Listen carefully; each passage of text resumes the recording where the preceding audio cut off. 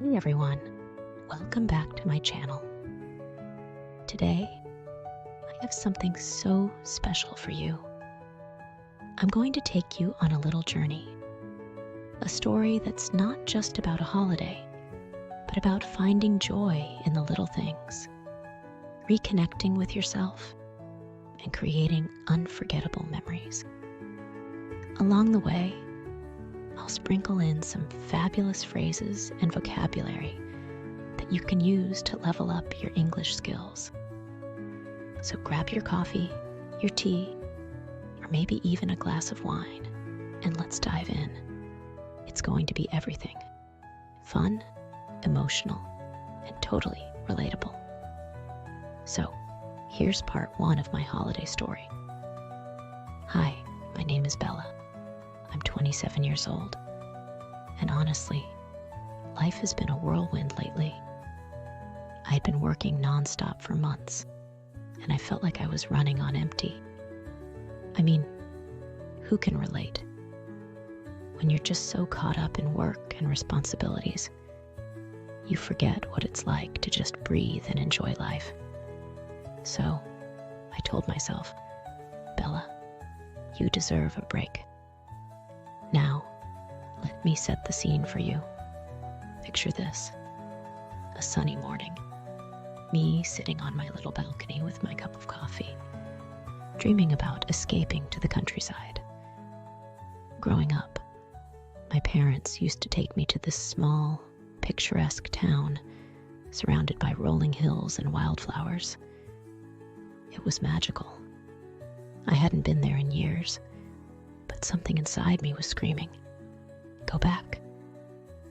So, I packed my cutest outfits, obviously, hopped into my car, and drove there. The moment I arrived, it felt like stepping into a dream. The air smelled like pine trees and fresh grass, and the sound of birds chirping. It was just chef's kiss. That afternoon, I decided to go horse riding. And let me tell you, it was everything. The wind in my hair, the sound of the horse's hooves against the dirt. It was so freeing. I couldn't stop smiling, like one of those main character moments. And guess what? I even named the horse Daisy, because why not? Later that day, I hosted a little dinner for my girlfriends who live nearby. We're talking candles, fairy lights, and a charcuterie board that looked like it belonged in a magazine.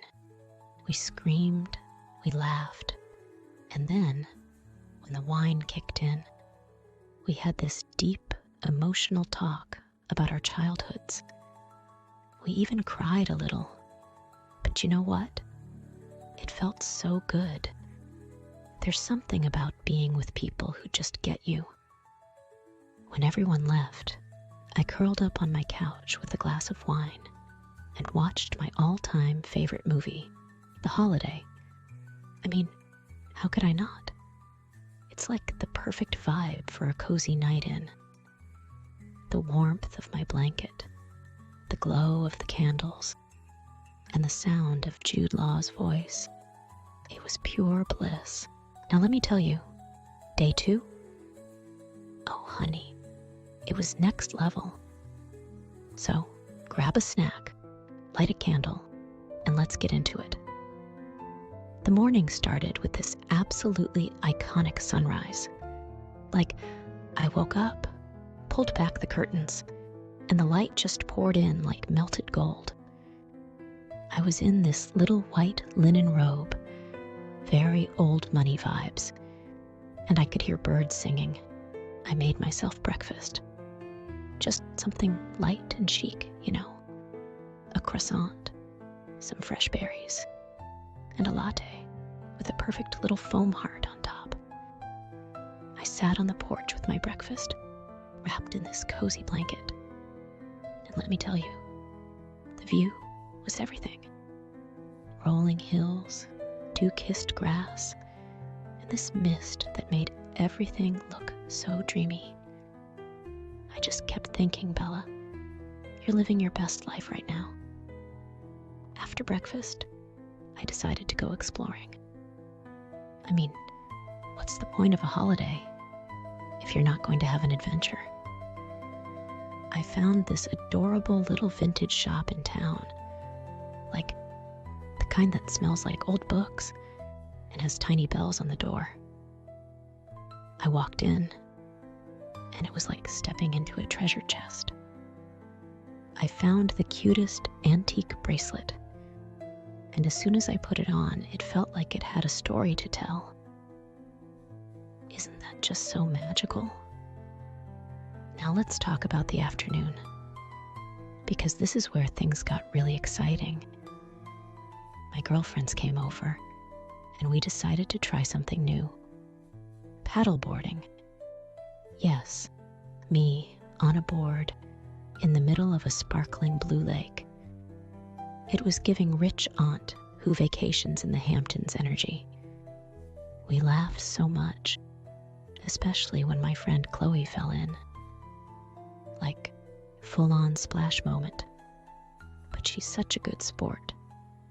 She came up laughing, with mascara running down her face, and said, "I meant to do that." After we were done being water queens, we headed back to my little holiday house. And this is where the magic really happened. We lit a fire in the fireplace. It was crackling and glowing, just so cozy. And we made this gorgeous cheese fondue. We were spilling secrets, sharing dreams, and even unpacking some childhood drama. At one point, Chloe told this story about her first heartbreak, and we all just started crying. Like the ugly kind of crying, but in the best way possible. It was so cathartic, you know? Being surrounded by people who love you and understand you. It's priceless. And then came the evening. Oh my gosh. Let me paint the picture for you. Candles everywhere, my coziest cashmere sweater, and a bottle of red wine that tasted like pure heaven. I picked out another movie, Under the Tuscan Sun this time, and we all cuddled up on the couch. The room smelled like lavender and pine, and the glow from the fireplace made everything feel like a warm hug. But here's the thing that really got me. In that moment, I realized how much I've grown. Like, there was a time when I'd overthink everything, always worrying about what's next. But sitting there with my best friends in this perfect little bubble of happiness, I just felt so grateful. So yeah, day 2 of my holiday was a vibe. But don't even think for a second that I'm done. Final day of my holiday series. If you've made it this far, I just want to say, you are my people. Okay, so the last morning of my trip started perfectly. I woke up in the softest bed you can imagine, with sunlight streaming through the windows. I could hear this little stream nearby, just bubbling away, and it felt like nature itself was saying, "Good morning, Bella." I slipped into my cutest workout set, beige and so chic, and decided to go for a hike. Now, you know, hiking isn't really my thing, like, at all. But something about being in this gorgeous place made me want to step out of my comfort zone. So there I was, climbing this trail, surrounded by tall trees and fresh air, with my water bottle in one hand and my playlist blasting in my ears. And can we talk about the view? When I got to the top, it was like the whole world was laid out before me. Rolling hills, sparkling lakes, and this endless sky. I stood there, took a deep breath, and just let it all sink in. It was one of those moments where you're like, this is what life is about. After the hike, I headed into town to grab some lunch because, hello, hiking makes you hungry. I found this tiny cafe tucked away on a cobblestone street. It was giving major European vibes, with little tables outside and fresh flowers everywhere. I ordered a lavender latte and this to die for avocado toast. But here's the plot twist. While I was eating, this older woman sat down at the table next to me. She looked so elegant, like someone who had lived 1,000 lives. We started talking, and let me tell you, she was incredible. She told me stories about traveling the world, falling in love, losing it, and finding herself again. Her words hit me so deeply. She said, "Darling, life isn't about having it all figured out. It's about collecting moments that make you laugh, cry, and feel alive. Don't chase perfection. Chase the beauty in the mess." Like, wow. I was sitting there, tearing up over my toast, feeling like the universe had just handed me a life lesson on a silver platter. Now, let's fast forward to the evening, because this is where the magic really happened. I decided to throw a little farewell party for myself. Yes, I threw myself a party, because why not? Life's too short not to celebrate yourself, right? I decorated the backyard with fairy lights and candles. Everything was glowing and so dreamy. I wore this flowy white dress that made me feel like a goddess. My girlfriends came over, and we made the most beautiful dinner together. Think fresh pasta, roasted veggies, and a lemon tart that was almost too pretty to eat. Almost. After dinner, we sat around the fire pit, wrapped in blankets, just talking. And when I say talking, I mean we got real. We talked about our dreams, our fears, and all the things we're too scared to say out loud most of the time. At one point, Chloe said something that stuck with me. She said, "Bella, you're the glue that holds us together. Your energy inspires us to be better, to dream bigger." And I couldn't. I started crying, but like, in the best way possible. Then came the music. We turned on my playlist, danced under the stars, and laughed until our cheeks hurt.